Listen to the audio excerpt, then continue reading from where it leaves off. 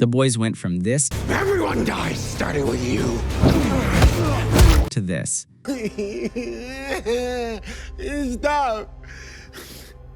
You owe me. The writers had already revealed how this entire story ended, and almost nobody noticed. Hidden underneath all the chaos, the violence, the political manipulation, and Homelander's slow collapse into madness, one terrifying detail had been sitting in front of us since the very beginning of The Boys. This series was never truly about superheroes fighting villains. It was about a country willingly creating its own monster, and then realizing too late that nobody could stop him anymore. And by the time the finale finally arrived, the real horror was no longer whether Homelander survived. The real horror was what happened after the world accepted him as a god. Every betrayal, every death, every speech, and every public execution disguised as justice had been building toward one unstoppable moment where America completely lost control. And the scariest part was that one detail had already proven the entire story was decided from the beginning. From the very beginning, Homelander had never truly wanted money. He had never cared about power in the traditional sense either, because he already possessed both. I shall remain eternal God of the Ashes. What he wanted was love. But over time, that desperate need for approval slowly evolved into something far more dangerous. He no longer wanted to be loved. He wanted to be obeyed. That transformation completely changed the meaning of the show. Earlier seasons portrayed Homelander as emotional, unstable, and deeply insecure beneath all the power. But season after season quietly removed those weaknesses one by one. Every person who once restrained him either died, disappeared, or surrendered completely. Stan Edgar lost control, Madeline Stillwell died, Queen Maeve vanished, Black Noir fell, Starlight became the enemy. Even the government itself stopped regulating him and instead learned to fear him. By the time Homelander finally died, there was already nothing left capable of containing the world he had created. And the most important clue had come during that infamous public murder scene. The moment Homelander killed a man in front of a crowd and received cheers instead of horror changed the entire story forever. Earlier in the series, Homelander's greatest fear had always been public rejection. Every smile, every speech, every heroic performance existed because he desperately needed people to love him. But after that murder, something inside him permanently shifted. He realized he no longer needed to hide what he truly was. The crowd did not punish him for brutality. They rewarded him for it. That was the exact moment the monster stopped pretending to be human. Looking back after the finale, that scene had quietly revealed the ending years before it happened, because Homelander's death had never been the point. The terrifying truth was that he had already won long before he died. That was why the ending felt so disturbing. The finale did not portray the destruction of tyranny. It portrayed the normalization of it. Even after Homelander fell, the world he created still remained standing. His followers still existed. The fear still existed. The division still existed. The public still wanted powerful figures to protect them, no matter the cost. The writers had spent years transforming Homelander from a celebrity into a dictator, and by the time he finally died, that transformation was already complete. His supporters defended every atrocity. Politicians surrendered to him. The media became propaganda. Vought evolved into a machine built entirely around controlling truth itself. But the most disturbing part of the ending was that ordinary people had helped create this nightmare willingly.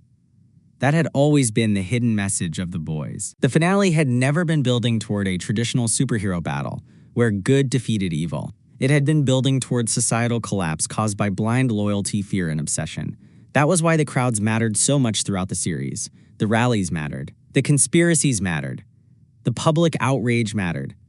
The writers constantly showed society tearing itself apart while Homelander stood above the chaos, becoming stronger from it. And that was exactly why Butcher's storyline became so tragic in the end. At first, Billy Butcher looked like the classic anti-hero, willing to do terrible things for the greater good. But the closer the series moved toward its conclusion, the more obvious it became that Butcher and Homelander were reflections of each other. Every season pushed Butcher further toward becoming the very thing he hated most. He manipulated Huey. He lied to his team. He sacrificed innocent people. He embraced Compound V despite everything it represented. Even his body literally began falling apart because of the choices he made. The show constantly frames Butcher and Homelander similarly for a reason. Both were shaped by trauma. Both believed only they understood reality. Both justified horrifying actions because they believed the world forced them into it. And in the end, their final collision did not feel like hero versus villain. It felt like two broken ideologies destroying each other. But here was the hidden clue most viewers missed before the finale aired. The boys repeatedly showed that violence never permanently solved anything in this universe. Every victory created something worse afterward. Killing Translucent exposed the boys. Defeating Stormfront strengthened Homelander politically. Soldier Boy's return nearly destroyed everyone. Every temporary win only deepened the instability. That pattern existed for one reason. The finale had never been building toward a clean victory. It had been preparing viewers for a world where the system itself completely failed. And one character proved this more than anyone else: Ryan. Ryan had secretly been the most important character in the entire story from the beginning. Not Butcher, not Huey, not Starlight. Ryan represented the future of power itself. Homelander wanted Ryan to embrace superiority and domination. Butcher wanted to protect Ryan from becoming another monster. Both men spent the entire series trying to shape him into their own image. And the horrifying truth was that Homelander's influence never truly disappeared. Even after his death, Ryan carried pieces of himself forward. The show quietly built toward this through smaller emotional moments that most viewers overlooked. Earlier in the series, Ryan reacted to violence with guilt and fear. But over time, those reactions slowly faded. The show inserted scenes where Ryan watched brutality with emotional detachment instead of horror. Homelander's worldview gradually infected him, and by the finale, the terrifying question was no longer whether Ryan would become powerful, it was whether he would become worse. That was why Homelander's death ultimately felt meaningless on the surface. The ideology survived, the cycle survived, the machinery that created him survived. And nowhere was that clearer than inside Vought itself. Throughout the entire series, Vought survived scandals that should have destroyed it permanently. Murder, human experimentation, terrorism, political corruption. None of it truly ended the company because Vought had never simply been a corporation. It represented the system responsible for creating people like Homelander in the first place.